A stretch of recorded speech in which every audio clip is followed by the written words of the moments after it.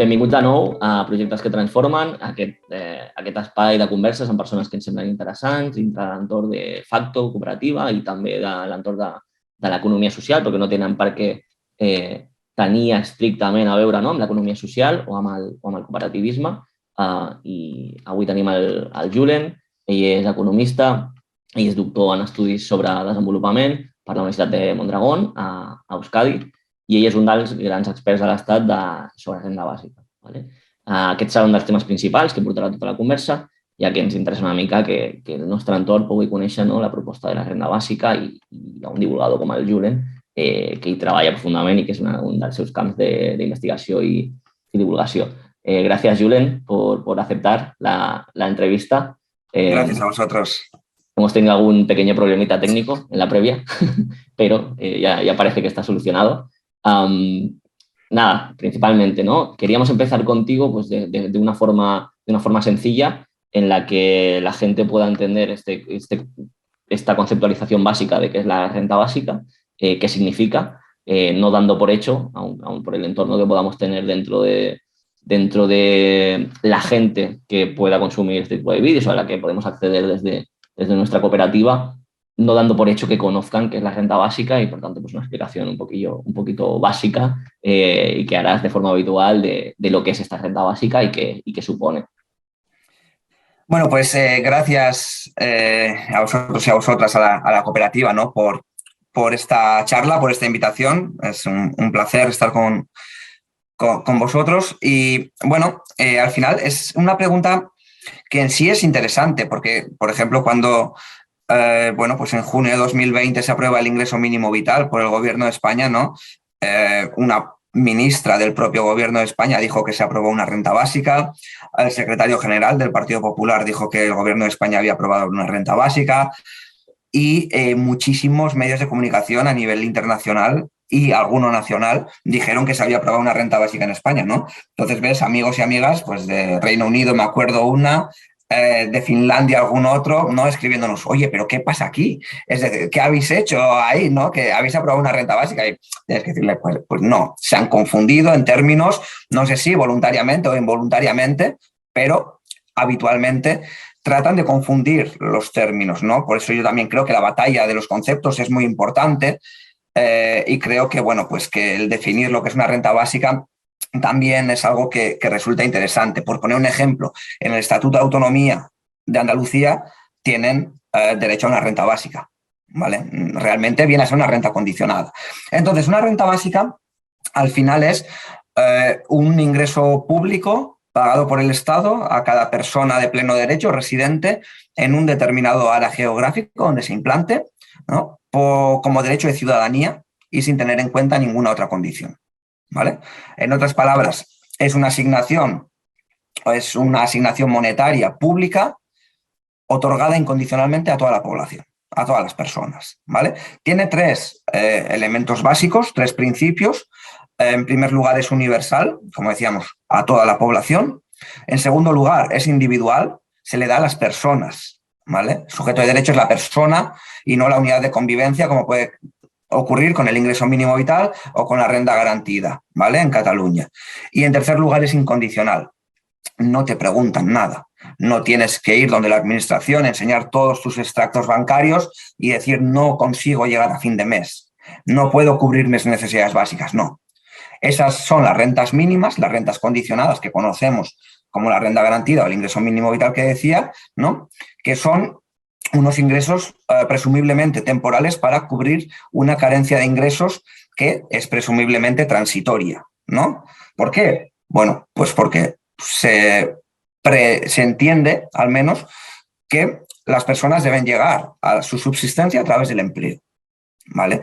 Entonces, cuando tú no puedes cubrir tus necesidades básicas, vas donde la administración y le dices, oye, no puedo cubrir mis necesidades básicas. Y la administración elige si eres merecedora de recibir tutela o no. Esta asistencia, que es una asistencia ex post, es decir, una vez la persona ya ha caído, ¿vale? Conduce irremediablemente a la pérdida efectiva de libertad, ¿vale? Porque tú tienes que ir, solemos decir a veces, ¿no? Y lo escribimos así académicamente, aunque suene un poco duro, actuando como una persona sumisa, suplicante, ¿no? Sumisa y suplicando a la administración unos mínimos para poder vivir. Y esto conduce a la pérdida de libertad de las personas. La renta básica no actúa ex post, no actúa una vez has caído, actúa ex ante, actúa de partida, garantizando la existencia material a todas las personas. ¿Qué hace esto? Incrementar ese poder de negociación, incrementar esa libertad efectiva de las personas y permitir a las personas que puedan decidir qué hacer con su tiempo y decidir qué camino quieren tomar en su vida, ¿no? Entonces, al final, la renta básica va de dos cuestiones. Tiene dos objetivos, ¿vale? Porque luego hablaremos y a veces se le presuponen, bueno, pues muchas virtudes que realmente no tiene. Cuando alguien nos dice, pero es que la renta básica no va a terminar con el capitalismo, le dices, oye, frena, la renta básica, su objetivo no es acabar con el capitalismo, ¿vale? Para eso podrán hacer falta otras muchas medidas, o la renta básica no va a terminar con las violencias machistas, no, pero es que no es su objetivo. Puede ayudar en algunas cuestiones, ¿no? Puede ayudar en, como decía, por ejemplo, una de las primeras feministas, ¿no? En el siglo XVIII, Mary Wollstonecraft, que decía, la mujer nunca será libre hasta que no tenga su independencia económica garantizada. La renta básica lo que va a hacer es garantizar esa independencia económica, pero la renta básica deberá ir, lógicamente, acompañada de muchísimas políticas feministas para poder terminar de una vez con el patriarcado y con las violencias machistas, ¿no? Por lo tanto, la renta básica tiene dos objetivos. Uno, erradicar la pobreza, ¿vale? Porque estamos hablando de una cuantía igual al umbral de la pobreza, por lo tanto, matemáticamente al menos eliminamos esa pobreza entendida como el 60% de la renta mediana. Y en segundo lugar, dotar de mayores cotas de libertad a la gran mayoría no estrictamente rica de la población, ¿vale? Y eso hablaremos luego cuando hablemos de financiación, veremos cómo queda el espectro, quién gana y quién pierde, que tanto nos importa a veces, ¿no? Total. Esto, ¿no? Como en los primeros espacios de politización, prácticamente, esto es un súper cambio de paradigma, porque recuerdo que en los espacios, digamos, sociales o políticos vinculados a la izquierda, la obsesión permanente de un elemento prácticamente asistencialista del que nunca ninguna vinculación, ninguna ayuda estuviera vinculada a un ingreso directo de dinero a nadie.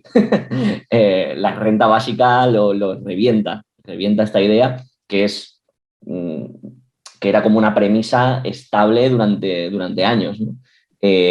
Bueno, no sé si esto tú también lo has vivido, ¿no? He cotillado, creo que tenemos la misma edad, creo que clavada, o sea que, bueno, no sé si has visto esta situación un poco y demás, pero sobre todo también te quería comentar, ¿no? Las grandes dudas, ¿no? Un poco las típicas grandes dudas, ¿no? He hecho algún debatillo también con este tema, que te plantearía la parte contraria, ¿no? Financiación, ¿de dónde sacas el dinero, ¿no? ¿De dónde sacamos la pasta para pagar a todo el mundo, ¿no? ¿De dónde sale todo esto? Me has tocado dos temas, me has hecho trampa. Por un lado, el tema de no dar dinero sin ninguna contraprestación, ¿no? Y por otro lado, de dónde sale el dinero. Entonces, lo del no dar dinero sin ninguna contraprestación, claro, es algo que rompe ese paradigma de estado de bienestar al que estamos acostumbrados actualmente o con el que hemos crecido tú y yo, ¿no? Que parece que es más cotillado. No voy a decir el año, pero si acaba en 0, somos del mismo año. Muy bien. Pero bueno, a mí me hace a veces gracia cuando se trata así la renta básica, ¿no? Porque nos enorgullecemos mucho y sacamos mucho pecho cuando hablamos del derecho a la salud, del derecho a la educación, de unas pensiones no contributivas, ¿no? Y sin embargo, obviamos totalmente el derecho a la existencia, el derecho a existir, a tener lo mínimo garantizado, ¿no? Ese derecho que ya en 1792 decía Robespierre que era el primer derecho de todo ser humano y que todos los demás derechos estaban supeditados a él. Bueno, pues parece que 2 siglos después de ese derecho ya no nos acordamos a veces, ¿no? Entonces, la cuestión es, ¿pedimos alguna contraprestación por una sanidad pública? Pedimos pagar tus impuestos, ¿no? Es decir, ¿alguien le negaría a Amancio Ortega si cogiera el coronavirus el respirador? cuando fuese al hospital, si va al hospital, le dirían, ¿cuál es tu cuenta corriente? ¿Cuántos ceros tienes en la cuenta corriente? Depende de eso, ¿te pongo el respirador o no? No, eso no funciona así. Es decir, estamos hablando de derechos universales que son además los derechos que más contribuyen a redistribuir, que más contribuyen a tratar de tener una sociedad más igualitaria y que más contribuyen en un principio al menos, ¿vale? Que luego podemos hablar, por ejemplo, de cómo la educación perpetúa las desigualdades, ¿no? Pero que más contribuyen, al menos en teoría, a la igualdad de oportunidades, ¿no? ¿Qué es lo que pasa? Que hay derechos de primera y derechos de segunda. Después de una pandemia, sobre todo, cuando vamos al hospital, vamos con la cabeza bien alta, ¿no? Sin embargo, cuando tú vas a la administración a pedir un derecho, como una renta mínima, como puede ser la renta garantida o el ingreso mínimo vital, vas con la cabeza baja, la llevas gacha y encima estás estigmatizado, ¿vale? ¿Por qué? Porque, bueno, no, claro, tenemos una sociedad, un discurso meritocrático bajo el cual salir de la pobreza no solo es posible, sino que además es digno de elogio y que si eres rico es por méritos propios, pero si eres pobre también. Entonces vas a pedir una renta mínima y te sientes un fracasado. Y eso pega en tu cabeza y eso impide que puedas salir, ¿no? Que puedas echar a volar. Sin embargo, con la sanidad ocurre lo contrario. Estamos orgullosos de ella, ¿no? Entonces, la renta básica en este caso sería lo mismo. Estaríamos hablando de un derecho universal para todas las personas. La sanidad no es gratis, la sanidad hay que pagarla. La renta básica también hay que pagarla, ¿vale? Lo que pasa es que no te cobran en ese momento, pero al final te están dando una redistribución de renta, ¿vale? Que si no tuviésemos una sanidad privada y estuvieses, por ejemplo, en Estados Unidos, tendrías que pagarla de tu bolsillo. No hay más. Entonces, bueno, ¿qué es lo que ocurre? Que hay muchos países que están explorando la protección universal, ¿no? Están explorando derechos universales frente a viejas políticas inspiradas en el asistencialismo, que son políticas que, por cierto, han demostrado no cumplir sus objetivos, ¿vale? Y esto no es que lo diga yo, un informe de la Comisión Europea de 2016 dice que las rentas mínimas no han cumplido sus objetivos.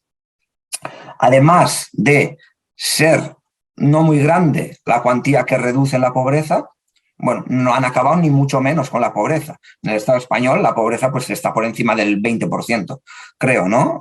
Las personas en riesgo de pobreza o exclusión social. Entonces, bueno, pues están explorando nuevos sistemas mediante proyectos piloto para dar respuesta también a esto, pero también para dar respuesta a otros de los problemas que tenemos en futuro, ¿no? Por eso, pues el libro se llama precisamente Renta Básica, una herramienta de futuro, ¿no? En cuanto a financiación, bueno, estamos hablando de una redistribución de la riqueza, ¿vale? Y estamos hablando de que va a haber personas que salgan perdiendo en términos monetarios, ¿no? Y esto, pues a veces cuesta hablar de ello. ¿Por qué? Bueno, pues porque sobre todo quien hace la ley es quien va a salir perdiendo en términos monetarios. Entonces, el 20% más rico de la población va a salir perdiendo en términos monetarios. El 80% no estrictamente rico o más pobre de la población, ¿vale? Va a salir ganando en términos monetarios. Pero, y esto me parece muy importante, esto se hace mediante una reforma fiscal, ¿vale? Por lo tanto, es una redistribución de la renta. Y me parece muy importante entender esto no como un coste, sin más, sino como una inversión. Porque creo que aunque haya quien sale perdiendo en términos monetarios y quien sale ganando, creo que la sociedad en su conjunto gana.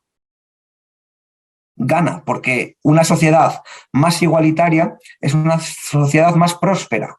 Y esto lo hemos visto durante muchas épocas del capitalismo, ¿no? Lo hemos visto como a partir de la Segunda Guerra Mundial, con Roosevelt, cuando suben los tipos y cuando se da una mayor igualdad en la sociedad americana de Estados Unidos, es cuando económicamente también mejor va el país, ¿vale? Lo mismo pasa en el Reino Unido.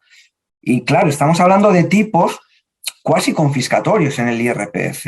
Roosevelt llegó a establecer un tipo del 94% en Estados Unidos, que no bajó del 70% hasta la década de los 80, cuando llegó Reagan, ¿vale? Y de hecho, Roosevelt en 1942 dio un discurso en el Congreso de los Estados Unidos en el que decía: ningún ciudadano americano debería ganar, después de pagar impuestos, más de $25,000 anuales. que esos son $430.000 de la actualidad, ¿no? Es decir, está o propuso en aquel entonces una renta máxima. Es decir, una tasa marginal del 100% a quien gane más de 430.000 dólares. ¿No? En este caso, eso sería una locura. Quien proponga eso en un programa político, ya te digo yo, que no saca nada. ¿Vale? ¿Por qué propone eso? ¿O cuál es el sentido? ¿No? Como decía antes, yo creo que la renta básica tiene que ir acompañada de muchas otras medidas. Una es una renta máxima. ¿Por qué? Bueno, pues porque es una amenaza para la democracia que existan poderes privados que puedan amenazar la propia democracia, ¿no? Y eso es, bueno, pues una amenaza tanto para la libertad de la mayoría no estrictamente rica como para el sistema en sí, ¿no? Y actualmente lo vemos sobre todo con multinacionales que son capaces de poner en jaque un Estado democrático elegido, bueno, pues de manera representativa, ¿no? Entonces, bueno, pues ahí tenemos un problema. En el Reino Unido llegaron a ver, antes de la llegada de Thatcher, impuestos en el IRPF de las rentas más altas del 98%. Actualmente estamos con impuestos cercanos al 50% y quien proponga incremento del 2% a las rentas mayores de 300.000 euros, bueno, pues ya se echa todo el mundo las manos a la cabeza, ¿no? Yo pongo en Twitter alguna cosa así y me viene, que es lo que más me fastidia, gente que cobra 900 pavos al mes diciendo que dónde voy. Pues bueno, pues es lo que hay. La renta básica, volviendo al tema, se financia mediante una reforma fiscal desde un punto de vista progresista o de izquierdas o de una persona que entiende que la renta básica debe coexistir junto al resto del estado de bienestar, ¿vale? En esta financiación no se detrae ni un solo euro de la sanidad pública, de la educación pública, etcétera, etcétera, ¿vale? Hay otro peligro y es que lo hablamos más adelante también si quieres, es la renta básica como lo entiende algunas personas de la derecha, ¿vale? O algunas personas más conservadoras o más liberales, o llamémoslos como queramos, ¿no? ¿Qué pasa? Que entienden que la renta básica también puede ser una medida muy interesante desde un punto de vista liberal. Pero para tú saber si una renta básica es de derechas o es de izquierdas, por resumirlo mucho, tienes que preguntarte cómo se financia. Si se financia mediante una reforma fiscal, va a ser una redistribución de lo más rico, de las personas más ricas a las personas más pobres. Pero si se financia en detrimento del estado de bienestar, va a ser una redistribución de la renta de las personas más pobres a las personas más ricas. ¿Qué quiere hacer alguna parte de la derecha? Coger todo el estado de bienestar actual, la educación, la sanidad, las pensiones, etcétera, hacer cachitos y darle a cada uno su parte. Luego tienes un cáncer, te pagas la sanidad privada, perdón. Tienes un crío, te pagas la educación privada, ¿vale? Entonces, bueno, así se diferencian un poquito esas dos. Justo te iba a hacer una pregunta vinculada con esto, porque sé, y me gustaría también, ¿no?, como conocer tu posición o un poco que se ha avanzado en esta línea. Sé que parte de las pegas también que se le ponían era el ámbito de aplicación, ¿no? Cómo se aplicaba, no solo por el tema financiero. Entonces aquí había dos vertientes que tocaban también esto que comentas. Al final, desde posiciones de izquierdas, se defendía que sí que cabía la posibilidad o era lógico que se acumularan, o que como una forma también fácil de financiar, se acumularan, por ejemplo, las becas universitarias, ¿no?, o diferentes prestaciones que pasaran a engrosar o a formar parte de esta renta básica. Es decir, que en vez de lo que decías antes, ¿no?, de percibirlo como una contraprestación, cómo te matriculas lo percibes, sino lo percibes igualmente en formato de renta básica, ¿no? Y si es verdad que hay esta lógica liberal de decir, hostia, esto parece una muy buena idea, porque si nosotros lo llevamos un paso más allá, ya no es que una ayuda que percibías como contraprestación la recibes, sino que nos lo cargamos todo y solo percibes esto, ¿no? Pensado de otra manera. Entonces, en este ámbito de aplicación un poco, si esto sigue estando sobre la mesa, yo estuve un tiempo metido en este tema también de renta básica, pero le he perdido un poco el hilo y esta parte pues creo que es muy, muy interesante porque también nos ayudaba, entiendo que en una fase quizá más incipiente de divulgación sobre la renta básica, a que la gente entendiera la facilidad o cercanía de conseguir recursos para empezar a implementarla o incluso para implementar pruebas piloto, y que se entendía así también que facilitaba la propia aplicación, ¿no? La gente también decía, oye, si todo el mundo lo tiene en ámbito de gestión para la propia administración pública, puede ser muy complejo. Entonces, desde estas posiciones, ¿no? Si no he entendido mal, se defendía que sí que iba en detrimento no, sí que iba en contra de aligerar algunas otras cargas. Es decir, lo que tú antes solicitabas en pequeñas cositas es percibido sin pedirte ningún condicionante, por tanto, de una forma un poquito más ligera. Esto sigue así, no sé si en esta posición se ha avanzado. Esto en sí es muy sencillo y la cuestión es, hay que hacerse una pregunta básica, es ¿cuántos recursos queremos movilizar? Entonces, dependiendo de los recursos que tú quieras movilizar, puedes hacer una cosa u otra. Al final, los estudios se hacen con programas estadísticos y con datos que recibes de la administración pública. Por lo tanto, siempre vas a poder hacerlo de una manera o de otra manera. En este caso, lo que tú comentas, con una renta básica, tradicionalmente como se ha hecho es, bueno, pues se suprimen todas las prestaciones por debajo de la cuantía de la renta básica, ¿no? Si la renta básica la ponemos en 900 euros y percibes una beca de 400, se te quita la beca de 400, pero percibes 900 a final de mes. Si percibes una pensión no contributiva de 490, se te quita la pensión no contributiva y percibes 900. Pero si percibes una pensión contributiva de 1.300, bueno, pues se te pone de renta básica 900 y luego 400 euros más para que no salgas perdiendo monetariamente, ¿no? ¿Qué pasa? El que recibe la beca no tiene problema. El que percibe una no contributiva no tiene la beca. No tiene, perdón, problema. Pero existe un problema con quien percibe pensiones contributivas, que viene a ser salario en diferido. Son derechos adquiridos por la persona trabajadora, ¿no? Entonces, ahí, sobre todo, desde el movimiento de pensionistas, sí ha habido, bueno, pues algunos empujones, empujones en plan, bien, vamos, de, bueno, ¿qué podemos hacer aquí, no?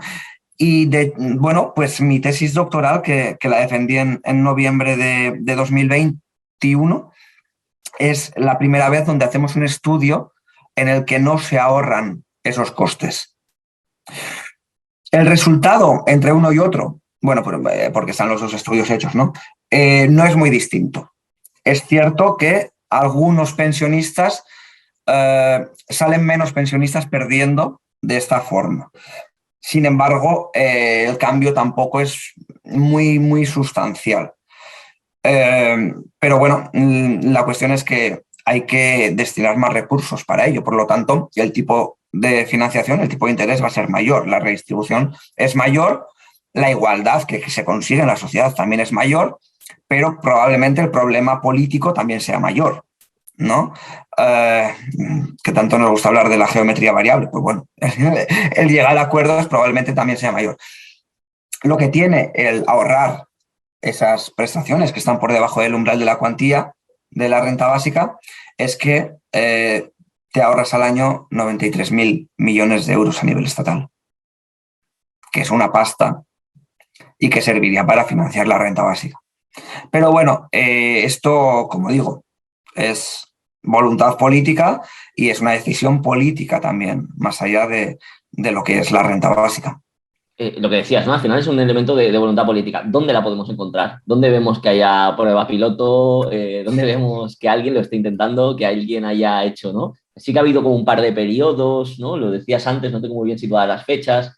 Sé que en algún momento incluso en la Comisión Europea se llegó a hablar de la posibilidad de que los países lo estudiaran en alguna milésima de momento. Típica noticia que golpe tiene como mucho eco y se mueve durante un par de semanas. Sé que aquí hay va más allá, va más allá.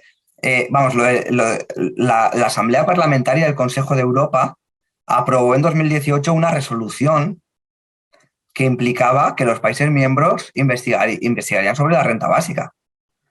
Lo aprobó con votos a favor del Partido Socialista, de Podemos, de parte del PNV, creo que los catalanes también, no me acuerdo de quiénes estaban, no sé si es el PDeCAT, me imagino que RC sí está también, pero no sé si está, etcétera. Vamos, que no es ninguna tontería la resolución esa del Consejo de Europa. Pero bueno, más allá, tenemos personalidades varias y muy variopintas además. Podemos empezar por Antonio Guterres, ¿no? El secretario general de la ONU, de las Naciones Unidas, ha abogado claramente por una renta básica. Tenemos a nuestro presidente, a Pedro Sánchez, que en 2017 se presentó a unas primarias del Partido Socialista con un programa político en el que llevaba una renta básica. Podemos llevó una renta básica en 2014 a las elecciones europeas, ¿no? En su programa político. EH Bildu en Euskadi también la ha llevado. Me imagino que en Cataluña, bueno, aparte de la CUP, que la CUP también siempre desde un principio lo ha defendido, tenemos a EPU, que también lo ha defendido siempre. Tenemos al Papa Francisco, que publicó un libro en 2020, Soñemos Juntos o algo así creo que se llama, algo muy, muy inspirador de esto, que también aboga por una renta básica. Desde el punto de vista más político, desde el punto de vista empresarial tenemos a Mark Zuckerberg de Facebook, tenemos a Elon Musk. Elon Musk no sé si es bueno que esté a favor o no, porque últimamente con las que suelta. Tenemos a Richard Branson de Virgin, ¿no? Seguimos por el político, a Obama mismamente, ¿no? Es decir, cada vez hay más gente que aboga por una renta básica. Y aquí hay dos formas de llegar a la renta básica. Tú puedes llegar a la renta básica discutiendo la justicia, ¿no? Es decir, entiendo que la medida es justa desde un punto de vista filosófico, de justicia, o puedes llegar desde un punto de vista instrumental, entendiendo que la medida es un medio para llegar a un fin, ¿no? Y así es como, por ejemplo, llegan muchos empresarios, entendiendo que se está dando una evolución en el mercado laboral que va a implicar una destrucción neta de empleo a futuro, y si el empleo ya no puede ser garante de la subsistencia, lo cual tampoco es ahora, por cierto, ¿no? No solo por las bolsas de paro que tenemos, sino porque en España el 13% de trabajadores y trabajadoras son pobres. Bueno, pues si el empleo no va a ser garante de tener una vida digna, porque no vamos a poder tener un empleo todas las personas, yo no puedo que la sociedad se polarice tanto. Porque si soy un empresario y polarizamos la sociedad tanto, ¿quién va a comprar mis productos? ¿Quién va a hacer uso de mis servicios? ¿No? Por lo tanto, necesito que haya un dinero en una clase media, sea más delgada o más amplia, ¿no? Pero necesito que exista una clase media. En el Parlamento Vasco acaba de llegar al Parlamento una iniciativa legislativa popular, una ILP. En Euskadi se piden 10.000 firmas para que se debata en el Parlamento y ha llegado al Parlamento con 22.000 firmas. Por lo tanto, ahora en febrero o en marzo, los grupos parlamentarios tendrán que posicionarse a favor o en contra de una renta básica. Bueno, estoy hablando con gente catalana. En Cataluña tenéis la oficina del plan piloto, que ya está en marcha y que espera a finales, en diciembre de 2022 o enero del 23, comenzar con un proyecto piloto de 2 años en Cataluña, ¿no? Y si hablamos de proyectos piloto, en Barcelona hubo uno hace 2, 3 años, 3, 4 años ya. La pandemia es un lapso de tiempo que lo saltamos directamente cuando damos fechas, creo, que se llamaba el Bernincom, ¿no? Y el cual pues, fue dirigido básicamente por Lluís Torrens como director de planificación de asuntos sociales del Ayuntamiento, ¿no? Finlandia, Países Bajos, Gales, Escocia, Alemania, Estados Unidos, Canadá, India, Kenia, Namibia. Bueno, es cierto que proyectos piloto de renta básica tenemos muchos, hay más de 70 actualmente, pero bueno, y esto lo suelo decir yo a veces en plan un poco provocativo, ¿no? Y entendiendo que hay que salvar todas las distancias existentes entre una cosa y otra, ¿no? Pero ¿os imagináis que cuando Lincoln proclamó la 13ª enmienda, ¿no? que abolía la esclavitud, hubiese dicho, vamos a hacer un proyecto piloto a ver qué tal funciona esto? No. Es decir, es que estamos jugando. Y imagínate un proyecto piloto, porque no sé el número de personas pobres que hay en Cataluña, Pero imagínate un proyecto piloto a nivel estatal de renta básica. Estás experimentando con 12 millones de personas pobres, ¿no? Cuando sabes que lo actual no funciona y que tienes herramientas, riqueza y dinero suficiente, recursos suficientes para poder hacer frente a un problema estructural como es la pobreza en el Estado español. Y sin embargo, tú apuestas por un proyecto piloto. Bueno, pues voluntad política. Total, oye, curiosidad pura, porque al final yo creo que también es relevante cómo, ya que estás participando en estos espacios, cómo se desarrolla una prueba piloto. Se limita en espacio. Entiendo que en un área como Barcelona puede ser un poco más sencillo, entre comillas, pero cuando, por ejemplo, lo hace la Generalitat de Cataluña, lo limita en espacio, en tiempo y entiendo que escoge perfiles, ¿no? Sociográficamente diversos y analiza, ¿no? Les interviene un poco cuentas y demás, supongo que para ver análisis de consumos ¿no? Y de No, cuentas seguramente no. salidas, desigualdad, no lo sé, me lo invento, pero No, tengo esta cuentas no. curiosidad. Se hace mucho mediante, bueno, encuestas, mediante charlas, mediante, bueno, al final tienes que disponer de tiempo y de recursos materiales. Tú cuando vas a lanzar un proyecto piloto, y esto vamos a lo de siempre, es voluntad política, son decisiones políticas. Lo primero que tienes que hacer es cuánto dinero tengo. Y dependiendo del presupuesto que tengas, puedes hacer un proyecto piloto más ambicioso o menos ambicioso, ¿no? Y lo segundo, y creo que es importante lo que preguntas, es elegir la muestra. Y tienes dos opciones, saturarla o no saturarla. No saturarla es, por ejemplo, lo que han hecho en Finlandia. Coger 2.000 desempleados de larga duración alrededor del país, básicamente. Saturarla es coger pueblos. Esto es mucho más interesante. Es mucho más interesante porque abarcas todo el espectro de la población. Y son pueblos que tú, en este caso, como Generalitat, tienes los datos de las personas que viven y el tipo de perfiles que existen, ¿no? Entonces, bueno, pues mediante la saturación creo que se pueden obtener resultados mucho más realistas y que se acoplen mucho más a la realidad.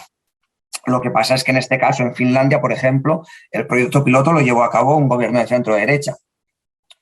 Más o menos lo que querían ver era si con una renta básica la gente se activaba más laboralmente o no. El resultado fue que con una renta básica la gente se activa más laboralmente. Es algo que teóricamente ya lo sabemos y en economía le llamamos trampa de la pobreza, ¿no? Y al final viene a ser que si tú cobras la renta garantida, cobras el ingreso mínimo vital, en definitiva, cobras una renta mínima, si te ofrecen un empleo y lo aceptas, bueno, parte, si no es toda, la renta mínima se te va a quitar. Tú no puedes cobrar el ingreso mínimo vital y trabajar actualmente, ¿no? Entonces, cuando a ti te ofrecen un empleo y cobras una renta mínima, tienes que poner encima de la mesa y decir, ¿me compensa? O no, porque igual no me compensa. Ni monetariamente, porque puedes salir perdiendo, ni en términos de todo el tiempo que tienes que sacrificar. Hay otras variables como la autorrealización que te puede ofrecer un empleo digno, etcétera, etcétera, que también son muy importantes en esa decisión, ¿vale? Porque a nadie le gusta estar en casa sin hacer nada porque no encuentra un empleo, ¿vale? Otra cosa es que lo decidas voluntariamente. Entonces, ¿qué hace esto? Desincentivar, lógicamente, la búsqueda de empleo, pero también estimular el pequeño fraude fiscal. ¿Por qué?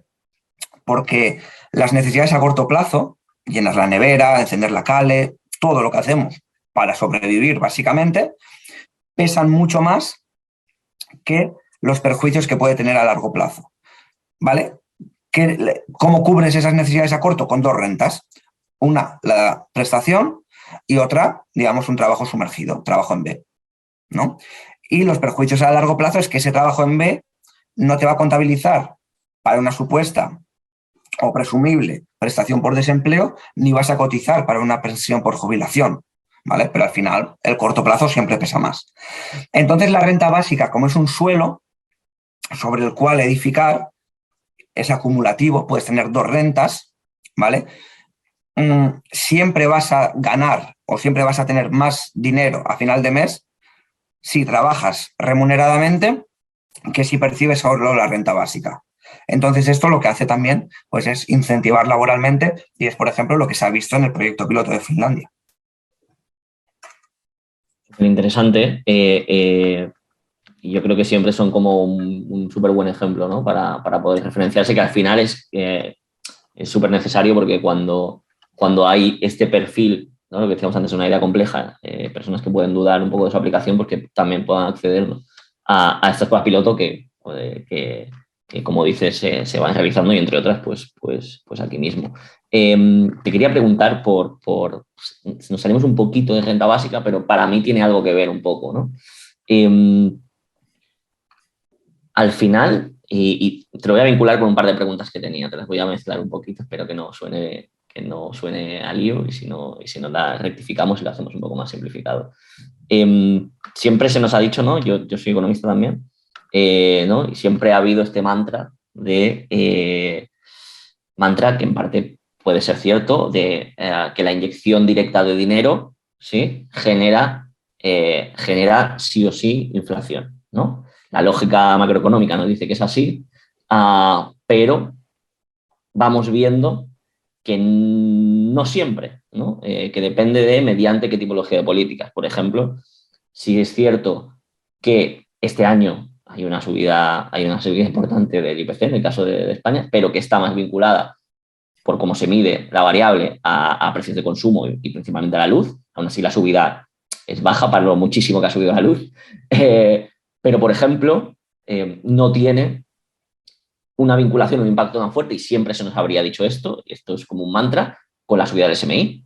Al final la subida del SMI ha afectado a miles de trabajadores que cobraban por debajo de este valor. Es una subida, es una inyección de dinero que no es directa, y aquí sé que estoy generando confusión, no es directa, no es el Estado metiendo dinero, pero es el Estado diciéndole a la empresa que te tiene contratado que pasas de 600 a 950 o a 960, y al final sí que tiene un punto de intervención directa o de inyección directa de dinero y no tiene esta repercusión, ¿no? Y yo supongo que esto también, en parte, será una crítica que se le haya hecho también a la renta básica, y imagino que también, en parte, es una sorpresa, ¿no? Una sorpresa o que nos sirve también, ¿no? Como argumento ver experiencias como la del propio SMI, ¿no? Que no tienen esta afectación y que es un argumento más para defender aplicaciones generales como la de renta básica, que aquí sí que es una inyección directa de dinero. No sé si me he complicado mucho en la pregunta. Yo no sé si la renta básica es una inyección directa de dinero, porque, y voy a lo de antes, entiendo que puede haber un incremento de los precios de los alimentos más básicos, que no lo sé, ¿vale? Pero al final viene a ser una redistribución de la renta. Es dinero existente en la sociedad, no hay una impresión de dinero como tal, ¿vale? Entonces, bueno, al final la inflación se crea si no hay bienes y servicios que respalden el dinero existente en circulación, por así decirlo, ¿no? Por lo tanto, en un principio el dinero viene a ser el mismo. Sí es cierto que puede ser que se redistribuya hacia unas manos más propensas, en este caso al consumo, ¿no? Si al que tiene 0 le das 900, te va a gastar pues 500 igual porque está acostumbrado a vivir con 0, ¿no? Pero bueno, es así. Y esto, yo siempre había dicho a esto, es cierto que puede haber ciertos alimentos básicos que incrementen sus precios por un incremento de la demanda, ¿vale? Aún así, lógicamente, el incremento del poder adquisitivo de las personas que menos tienen siempre va a ser mayor a ese incremento de los precios de esos alimentos, ¿no? Y luego la renta básica, lógicamente, pues se va recalculando anualmente o lo que se proponga, no lo sé, con el umbral de la pobreza. Pero, y me dijeron algo interesante que todavía ya es la segunda conversación en la que lo suelto y todavía no he tenido tiempo para pensarlo, igual tú, Uriol, me puedes decir algo. Me dijeron en Galicia, en una presentación hace nada del libro, que me dijeron, claro, pero es que los alimentos básicos es lo que ya se compra. Es decir, la gente que tiene 200, lo que compra no es un coche, es el alimento básico. Por lo tanto, me dijeron, igual no tiene por qué darse ese incremento de precios, porque la demanda ahí ya está. Es cierto que puede incrementar un poco, porque si ahora compras carne una vez a la semana, bueno, con una renta básica igual puedes llegar a comprarla 2 o 3 veces, ¿no? Pero no lo sé, no, a mí me dejó ahí un poco descolocado y dije, tengo que pensar un poquito más sobre este tema. Pero bueno, no lo sé, puede darse un incremento de algunos bueno, bienes básicos. Claro, total, al final esto también es una lógica. En su momento recuerdo que se trató con temas de bancos de alimentos y demás, ¿no? Que al final una compra masiva de alimentación sí podía generar este tipo de cosas en otros ámbitos. Bueno, al final es esto, al final no es una compra masiva, es una sustitución de un consumo que ya se hacía, ahora se hace por otro mecanismo, ¿no? Donde si tienes estos elementos como muy evidentes, tienes ejemplos más cuando sí que le metes otro tipo de consumo. Por ejemplo, la época en la que nos dio por pensar que el futuro era el bioetanol, en consumir masivamente maíz del Cuerno de África para generar un combustible que supuestamente era el futuro. Pues obviamente eso sí, generó hambruna, generó inflación, porque era una nueva tipología de consumo vinculada al mismo producto. Aquí sí que tienes razón, que es un debate que también había, que es al final no es esa persona comprando y además incrementado porque economatos, servicios sociales, bancos de alimentos le generan otra fuente de compra de ese mismo producto, sino que lo sustituye, no lo compra porque lo percibe aquí, ¿no? Entonces sí que es verdad que seguramente esos índices de inflación pues no serían Yo no tan, lo sé tan todavía y elevados. no he encontrado, después de lo de Galicia sobre todo, es una respuesta que no la tengo nada clara. Bien, bien, a ver, como académico, no espero que después de dos charlas puedas darme una respuesta 100% precisa. Lo malo es que con tanta clase no he tenido tiempo para pensarlo bien. Ay, perdona un segundo, que se me había ido el menú ahora. Vale. Vale, quería seguir un poquito pues, por aquí. Yo te he visto como muy interesado, por ejemplo, te veo como muchos rebatiendo, ¿no? Términos de que la igualdad, justicia social en términos económicos genera crecimiento, ¿no? Y te veo, he visto que has escrito algún artículo en Twitter, has estado bastante a tope con este tema, obviamente, eh, por tu propia formación. Y te lo vinculo un poco con lo de antes, hostia, y con cosas que decías al inicio, ¿no? De nunca me habían mezclado economía con ética, ¿no? No, otro como tú, o sea, jamás esos conceptos parecieron conjuntos, parecían que tuvieran nada que ver. Y pues aquí lo mismo, ¿no? O sea, aquí yo el mantra, ¿no? De el trade-off entre desigualdad y crecimiento, o sea, no, o mantenemos unos niveles mínimos de desigualdad o no se puede crecer, ¿no? Esto ha sido un mantra común en el mundo académico, como mínimo 100%, ¿no? Hostia, se nos están rompiendo como algunos mantras, estamos como cosas que ya no solo la vía académica, sino que políticamente, en la aplicación de la política económica de los estados, eran como una norma, se están resituando. Bueno, esto pasó en los 80. En los 80 se cae. eh, Hay algún gráfico en el libro que es muy interesante y, y, y muestra cómo entre los 40 y los 80 en Estados Unidos la riqueza del 1 más rico % de la población cada vez suponía menos sobre la riqueza total de la nación y a partir de los 80 empieza a subir de nuevo.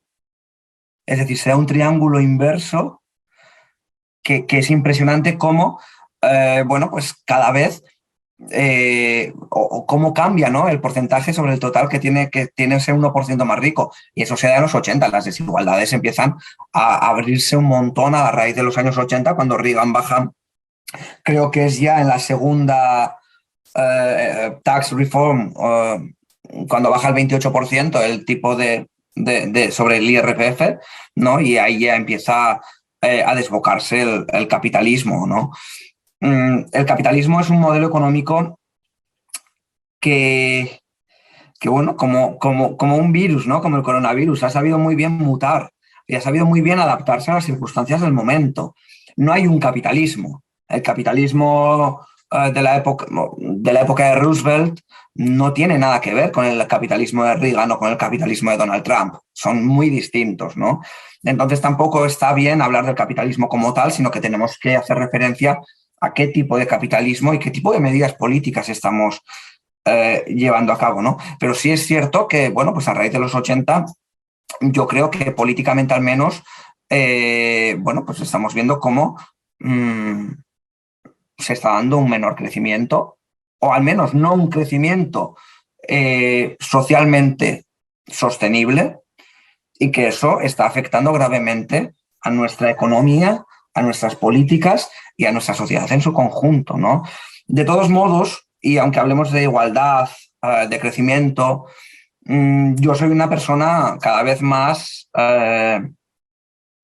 cada vez más convencida de la necesidad de crecer que tenemos. Es decir, entiendo que si no es al menos de crecer, sí debe ser de consumir lo que el planeta es capaz de regenerar. Y esto creo que empieza a ser también ya un consenso cada vez más amplio, ¿no? ¿Qué pasa? Que el capitalismo, ya sea uno u otro, siempre ha mantenido cierta paz social mediante mediante el crecimiento, más empleo, más salario, que es algo que el capitalismo ahora tampoco es capaz de garantizar a medio plazo, ¿no? Lo que decíamos antes, 13% de trabajadores pobres, ¿no? Que es trabajadores, currelas, que están currando 40 horas semanales y cobran menos del umbral de la pobreza, ¿eh? Vamos. Entonces el capitalismo ya no es capaz de garantizar esto tampoco. ¿Qué pasa? Que si no crecemos, vamos a lo que Tim Jackson denominó el dilema del crecimiento. Si creces, creas. Si no creces, creas una bolsa de desempleados, si decreces, y una bolsa de pobreza, ¿no? Entonces, ¿cuál es la única forma y por qué creo yo, sobre todo, que la renta básica encaja muy bien con los modelos decrecentistas? ¿Cuál es la única solución para mantener o para garantizar esa paz social cuando decrecemos? Redistribuir. No queda otra. Y redistribuir en este caso pasa por redistribuir riqueza y renta, pero también pasa por desligar la existencia de las personas a la tenencia de un empleo. Uno de los objetivos de las rentas mínimas, tanto el ingreso mínimo vital como cualquiera de las comunidades autónomas, es la creación de capital humano. Tú entras a una renta mínima y tienes un programa de inclusión laboral, ¿no? Un camino. Creación de capital humano en el siglo XXI.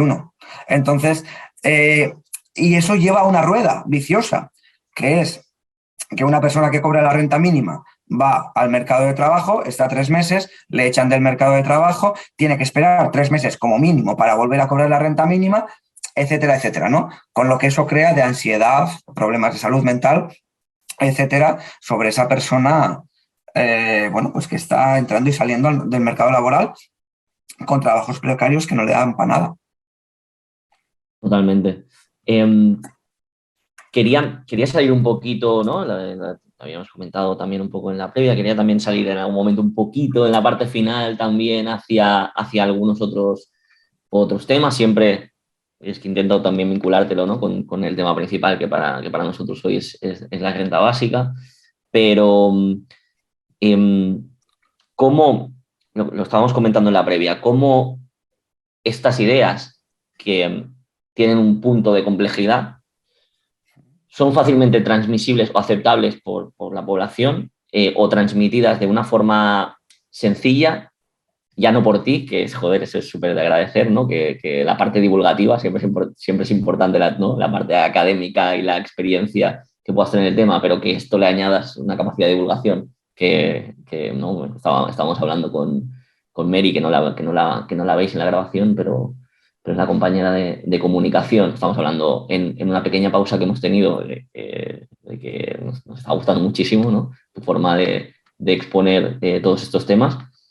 ¿Cómo consigues convertir esto en no solo en piezas digeribles, porque al final las políticas necesitan de apoyo popular, digamos, al final sí que necesitan este elemento de presión, y cómo consigues vehicular ideas que tienen este punto de complejidad en un mundo en el que la generación de bulos y la propagación de bulos es bastante general, ¿no? Y como te decía antes, ¿no? Un poco observando también para poder desarrollar aquí tus intereses, pues hemos visto que has estado bastante metido con un bulo vinculado bueno, bastante metido en el sentido de poniendo luz sobre que aquello era un bulo, con Mónica Oltra, o lo que ha pasado hace muy poquito y de forma muy intensa con el tema de las macrogranjas y Alberto Garzón, etcétera. ¿Cómo en un entorno de medios de comunicación así, con pildoritas tan pequeñas, podemos hacer, ¿no?, digerible o aplicable desde el punto de vista del apoyo popular una renta básica o medidas asimilables a nivel de complejidad? Bueno, es muy complicado. Yo creo que hay que dar una batalla cultural y que muchas veces creemos que ahí no pasa nada y que lo dejamos pasar. Y entonces es cuando realmente perdemos, ¿no? Entonces, yo empecé poniendo datos en Twitter porque me parecía interesante. Anteriormente yo hacía hilos. ¿Qué pasa? Que los hilos me llevaban 3 horas hacerlos. Y los datos, pues al final te levantas al día con tantos datos tan vergonzosos que bueno, que tienes para dar y tomar, ¿no? Y me parecía que era una forma, bueno, pues mucho, no más pedagógica, pero sí mucho más atractiva para poder dar, bueno, pues algunas píldoras de lo que realmente está ocurriendo en nuestra sociedad, ¿no? Porque es cierto que muchas veces nos miramos demasiado el ombligo y no vemos lo que hay más allá, ¿no? Entonces, esto esto trata de pedagogía, de divulgación, de tener espacios como este y, bueno, pues de ir a distintos lugares, de hacer amigos en muchísimos lugares, ¿no? Y de poder, bueno, pues charlar con gente que también te está prestando su tiempo, ¿no? Porque esto es muy jodido. Es decir, la militancia no es fácil, porque la militancia implica que tú acabes de currar un viernes después de dar 6 horas de clase a alumnos y alumnas, cogerte un avión y volver el domingo para el lunes volver a currar, ¿no? Entonces aquí, bueno, no es sencillo, pero realmente es algo que crees en ello y lo haces con gusto, sabiendo que estás sacrificando también muchas otras cosas, que estás sacrificando tiempo con la pareja, tiempo con los amigos, tiempo con la familia, ¿no? Pero bueno, es cierto que cada vez, por suerte, creo que hay más gente que trata de dar esta batalla cultural, pero creo que, bueno, pues gran parte, al menos de nuestra clase política, está muy alejada de esta realidad, ¿no? Por ejemplo, hablabas de Mónica Oltra. Mónica Oltra creo que sí es una persona que realmente entra al barro de la pedagogía y de la divulgación, que es lo que necesitamos también para cambiar y para dar pasos adelante, ¿no? Probablemente también por eso le están dando la caña que le están dando y le están metiendo toda la mierda que le están metiendo, bueno, de manera totalmente asquerosa y vergonzosa, diría yo, ¿no? Pero más allá de eso, yo lo que te comento, yo creo que la cuestión, y lo comentaba ahora mismo, me han hecho una entrevista para Radio Euskadi al hilo de la ILP que ha llegado al Parlamento Vasco con 22.000 firmas, y yo decía, y creo que realmente estoy convencido de ello, cuando se debata esta ILP en el Parlamento Vasco, en febrero o en marzo, yo sé que no va a salir adelante. Los partidos que sustentan al gobierno, que tienen mayoría absoluta, el Partido Nacionalista Vasco y el Partido Socialista, van a votar en contra.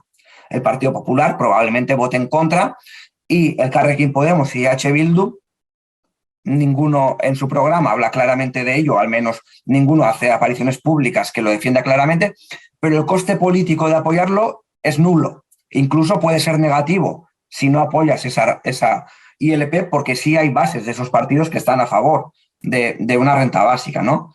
Pero yo me refería más a los partidos del gobierno, sobre todo el hecho de que llegue una ILP hablando sobre renta básica, salida de la ciudadanía, de sindicalismo y más de 80 organizaciones sociales, que dobla las firmas necesarias para llegar al Parlamento Vasco y que más de 80 organizaciones han tratado de crear un debate en la sociedad, yo entiendo que tú legítimamente, lógicamente, votes en contra de ella.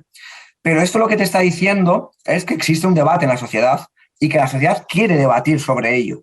Y tú, como representante público de la sociedad, estás obligado, o deberías al menos, yo creo, estar obligado a crear los cauces necesarios para que se dé ese debate en la sociedad. Entonces, más allá de que tú votes sí, votes no o te abstengas, creo que eso no puede quedar ahí. Y creo que tienes que dar pasos y tratar a la sociedad como adulta que es y ponerle los recursos necesarios para poder discutir sobre el tema. Ya no solo por eso, sino porque el propio, como decía, o la propia Asamblea Parlamentaria del Consejo de Europa así lo dictó en una resolución, la cual el propio consejero de Educación del gobierno vasco, Joaquín Bildarratz, votó a favor, ¿no?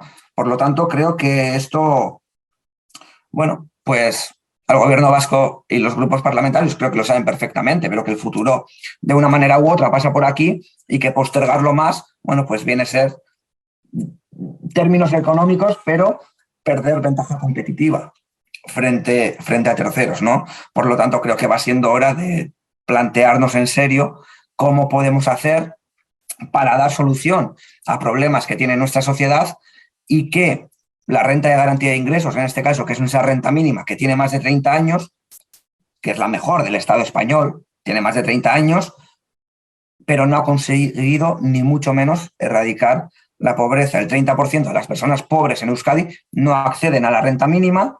Del 70% que sí acceden, solo el 48% logra salir de la pobreza, ¿vale? Quedamos en menos de un 35% del total de las personas pobres, ¿no? Entonces, lo dice Guy Standing en el epílogo, que me parece una frase muy interesante, por decirlo de alguna manera. Dice que la clase política en general tiene muy poco valor intelectual, pero que entiende la presión, ¿no? Y dice, la cuestión es si la gente a pie, si tú y yo queremos un cambio. Y si queremos un cambio, lo que hay que hacer es presionar por lograr ese cambio, ¿no? ¿Tenemos los mimbres adecuados para presionar, para lograr ese cambio? Bueno, la última encuesta que se realizó a nivel europeo, en 6 países de Europa, Portugal, España, Italia, Francia, Alemania y Polonia, mostraba que el 68% de la población europea estaría dispuesta a votar que sí, 68% por una renta básica, ¿no? Por lo tanto, está bien echar balones a la clase política, lógicamente, es lo más sencillo, de hecho, pero si queremos un cambio también hay que mojarse, hay que luchar y hay que perseguir ese cambio. Total, con esto 2 cosas, porque antes lo has mencionado también, te lo quería comentar y se me ha pasado. Tú has hablado incluso de políticamente, incluso algún retroceso en el sentido de propuestas asimilables a la renta básica apareciendo en programas que han desaparecido a posteriori, ¿no? Y un poco esto como a cuál de los miedos vinculados a la renta básica lo asimilas, lo ves como una propuesta que no tiene coste político cuando no se ven en capacidad de gobernar, pero que cuesta asimilar o que no se ha pensado dentro de estas estructuras suficiente como para atreverse a llevar en programa cuando se ven con otras opciones, o un poco cómo asimilas tú esto, qué lógica le das. Bueno, en este caso, y hablamos del caso de Podemos, ¿no? Podemos tiene que en los primeros años, hasta 2017 o así, que se hacía votaciones para ver qué medidas programáticas elegían, etcétera, la renta básica siempre era la medida más votada por los inscritos y las inscritas. Es decir, la renta básica es una medida que gusta mucho, aparte del electorado o de la militancia, por así decirlo, no del electorado de Podemos, ¿no? Pero la renta básica tiene un problema, que también es una virtud. Bueno, el problema es que es muy fácil hacer demagogia sobre la renta básica. La gente no trabajará, eso no se puede pagar, vamos a crear un ejército de vagos, etcétera, etcétera. Entonces, y porque precisamente esto puede ser un potencial muy grande, y es que cuando más se conoce la renta básica, más gusta la renta básica, porque más se entiende. Esto implica que cuando tú vas a un plató en la sexta, tienes que saber defender la renta básica. Si no sabes defenderla, lógicamente te van a dar por todos los lados, ¿vale? Para hacer pedagogía realmente hay que entenderla y hay que saber cómo defenderla. No basta con llevarla porque es una política sexy, ¿vale? Y ahí puede haber uno de los problemas que pasó a este respecto, ¿no? Pero luego hay otro problema que ya no se circunscribe al Estado español, sino que a nivel europeo pasa, ¿no? Y es que hay una paradoja ahí que cuanto más alejado estás del poder, mayor es tu interés por la renta básica, y cuanto vas acercándote poco a poco hacia el poder, va decreciendo ese interés o va evaporándose ese interés por la renta básica, ¿no? No sé yo por qué será eso. Tampoco te ha dado tiempo a estudiarlo, ¿no? No me ha dado tiempo. Queríamos hacerte una última pregunta que sí que se sale totalmente de esto, pero creíamos que era interesante porque sois territorialmente o políticamente un poco una rara avis, que sois el único parlamento prácticamente, no sé si es el único exactamente, pero de los pocos, donde, y esto sé que luego aquí habrá matices, donde no ha entrado la extrema derecha con representación política. Sé que este no es... No, ha entrado Vox, tiene uno. ¿Qué dices? Galicia es donde no ha entrado. ¿Y por qué tenía yo la...? Pues porque estuvieron ahí, pero Hostia. Vale. se pillaron uno por Áraba. Vale. Lo que sí ha pasado, que es interesante, es que ha habido un pacto de los demás partidos de no intervenir. Creo que es un pacto que lo secundaron Bildu y el PNV, y Podemos y el PSOE dijeron que dependiendo del tema. Pero bueno, se les hace el vacío en el Parlamento. Vale. Cordón sanitario a lo alemán de antaño, ¿no? A lo bien hecho. A lo bien hecho. Genial.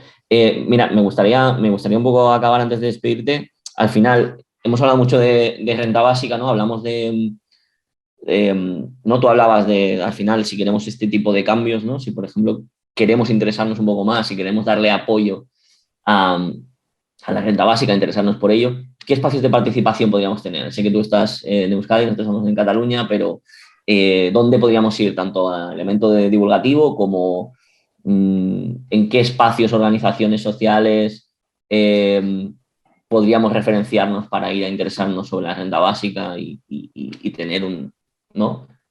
Echar horas, ¿no? de activismo por esta vía? Bueno, pues lo que más se mueve, lógicamente, que esta semana, el 5 de febrero, cumplía 21 años además, es la xarxa Renda Básica, no la red Renta Básica. En Twitter, Red Renta Básica, canal de Telegram, Red Renta Básica, web, Red Renta Básica, cuesta decirlo tantas veces. Pero bueno, para que no quede duda, Red Renta Básica. Y ahí es, pues donde se puede escribir al email que aparece en la web, se puede escribir por Twitter, cualquier cosa sin ningún problema. Y es básicamente quien mueve material sobre renta básica, ¿vale? Pero es cierto que, bueno, pues habitualmente pues nos vamos moviendo en Cataluña. Cataluña junto, diría yo, a Euskadi y Asturias, pero sobre todo Cataluña, indudablemente es donde más activismo hay por renta básica, por la renta básica. Por lo tanto, en Cataluña no vais a tener ningún problema si queréis meter horas defendiendo, divulgando, haciendo pedagogía o interesándoos por la renta básica. Pero sí es cierto que, bueno, pues que habitualmente varias personas de la red, la mayoría, ¿no? Pero no solo, pues vamos por distintas partes del Estado español dando charlas. La última vez en Cataluña estuvimos en CaixaForum, en una jornada organizada que además justo coincidimos, Daniel Raventós, que es quien escribe el prólogo del libro, Guy Standing, que escribe el epílogo del libro, y yo, organizado por ECAS, que creo que es Entitats Catalans d'Acció Social, puede ser. Entonces, bueno, lo más interesante para seguir todo, yo creo que es el Twitter de la red Renta Básica, que realmente se hace eco de todo, pero al final vamos moviéndonos, colectivos diversos nos van llamando y vamos moviéndonos a distintos territorios. Entonces, la matriz principal es la red y luego por ahí pues van surgiendo un montón de cosas, pero ya te digo, no hay fin de semana que no haya alguna cosita interesante por algún territorio. Qué bien. Pues te agradecemos muchísimo que hayas estado con nosotros este buen rato, incluidos nuestros pequeños problemillas técnicos.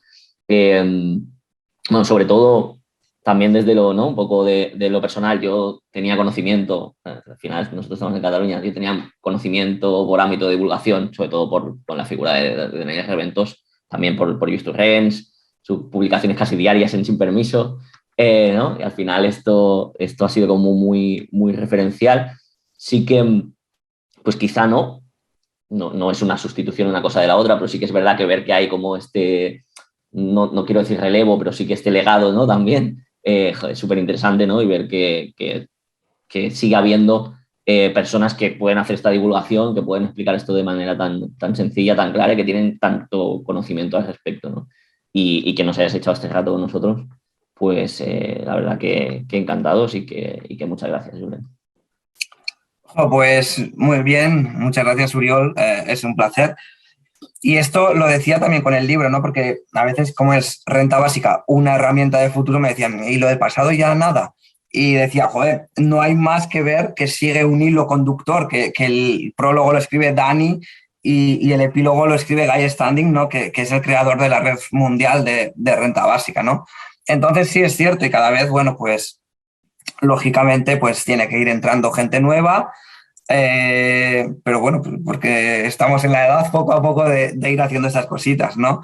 En los 30 pues es cuando te empiezas, realmente yo creo que es cuando empiezas a tener algo y esto me lo decía Dani hace poco, cuando llegaste donde mí, porque además me presenté en un simposio con él, me dio el profesor ese de Bruselas y tal, y nos conocimos en 2013, hace ya 9 años, y me dice, no tenías ni idea de nada. No sabías ni por dónde te pegaba el viento. Y dije, pues sí, pues, y ahora tampoco es que tenga muchísima, pero bueno, es cierto que poco a poco pues vamos cogiendo más conocimiento, ¿no? Y al final pues compartir todo eso que vamos adquiriendo durante tantos años, pues siempre es un placer. Así que muchas gracias, Uriol, Meritxell, y nada, que para cuando queráis. Muchísimas gràcies, Julen. A la resta ens veiem en el proper butlletí i a les xarxes socials, vinculat amb aquests projectes que transformen. Tindrem una altra edició mensual i tindrem també una edició segurament que ja l'acabarem de preparar especial vinculada a habitatge, amb una altra conversa que us podem anar anticipant que serà amb una responsable de la cooperativa Sostre Cívic. D'acord? Ens veiem aviat. Que vagi bé.